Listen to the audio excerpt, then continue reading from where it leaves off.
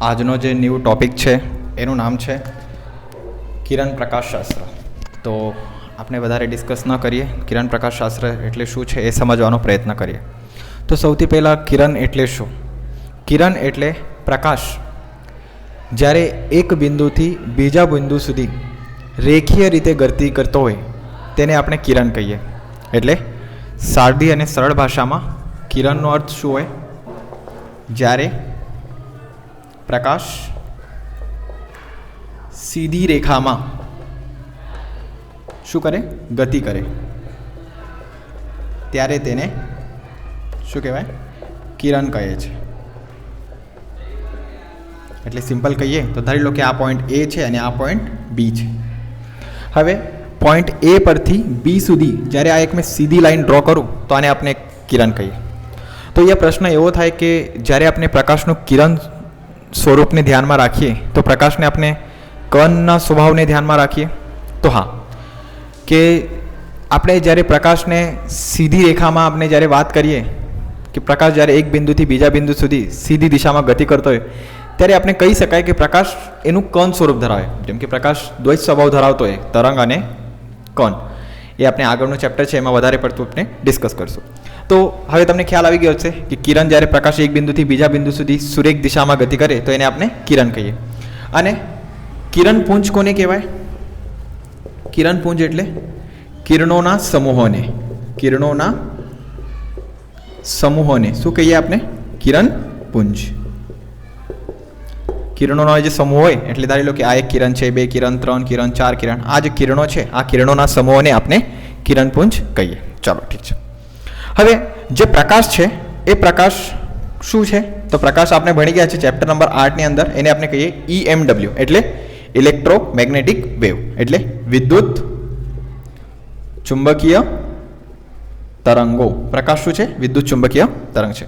તો મનુષ્ય જે છે, મનુષ્ય નરી આંખે એટલે આપણે ખુલ્લી આંખે પ્રકાશનો કયા ભાગને જોઈ શકીએ EMWના? તો આપણે પ્રકાશના દ્રશ્ય પ્રકાશ જે ભાગ છે એને આપણે જોઈ શકીએ. અને દ્રશ્ય પ્રકાશમાં બી આપણે ભણી ગયા છે કે ભાઈ એનામાં કેટલા કલરોમાં વિભાજિત થાય? તો વિબગ્યોર, હે ને? વિબગ્યોર એટલે જાનીવાલી પીનારા જેને આપણે કહીએ. એનામાં બી એની તરંગ લંબાઈ યાદ રાખી શકો આપણે 400 નેનોમીટરથી 700 નેનોમીટર સુધી આપણને જોવા મળે છે.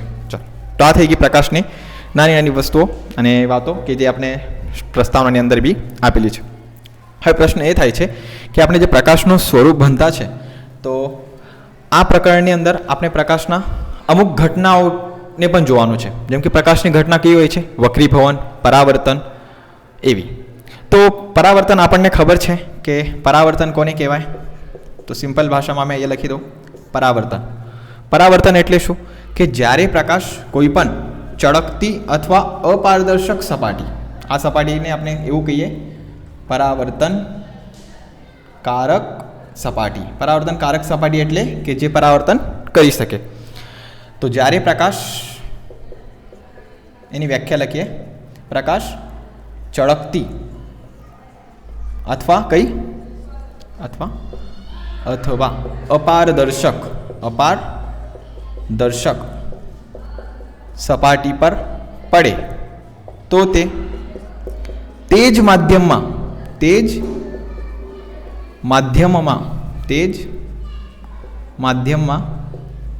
પાછો ફરે તેને શું કહેવાય? પરાવર્તન. આ NCERTમાં વ્યાખ્યા આપેલી છે.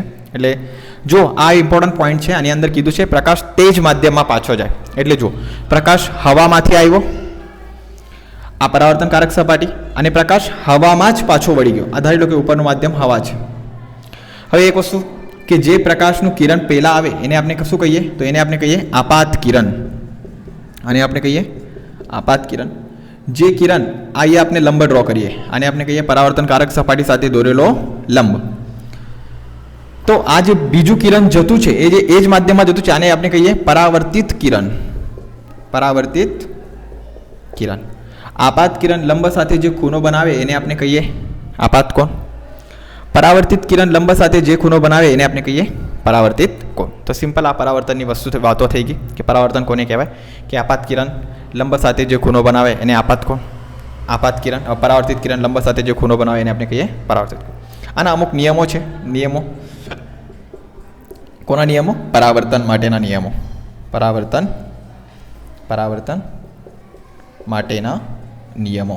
તો નિયમો શું છે પરાવર્તન માટેના? તો સૌથી પહેલો નિયમ બધાને ખબર છે, આપાત કોણ અને પરાવર્તિત કોણ કેવા હોય છે? સમાન હોય છે. આપાત કોણ અને પરાવર્તિત કોણ કેવા હોય છે? સમાન. બીજો નિયમ તમે જોઈ શકો છો. આ આપાત કિરણ, પરાવર્તિત કિરણ અને લંબ કયું? આપાત કિરણ, પરાવર્તિત કિરણ અને લંબ કેવા છે? એક જ સમતલમાં છે. તમે જોઈ શકો છો આપાત કિરણ છે, પરાવર્તિત કિરણ છે અને લંબ છે. ત્રણેયને મેં બોર્ડ ઉપર ડ્રો કર્યું છે અને બોર્ડમાં આ અક્ષ આપણી થઈ જાય x, આ અક્ષ આપણી થઈ જાય y. તો XY સમતલમાં આ ત્રણેય આવી ગયા છે, આપાત કિરણ, પરાવર્તિત કિરણ અને લંબ. ત્રીજો નિયમ બીજાનું જ એક સ્વરૂપ છે આપણે કહી શકીએ. જોઈ શકો છો તમે આપાત કિરણ અને પરાવર્તિત કિરણ એકબીજાના કેવા છે? એકબીજાની સામે અને કેવા છે? અને એક જ સમતલમાં છે. જોઈ શકો છો આપાત કિરણ, પરાવર્તિત કિરણ એકબીજાની સામે છે અને એક જ સમતલમાં છે.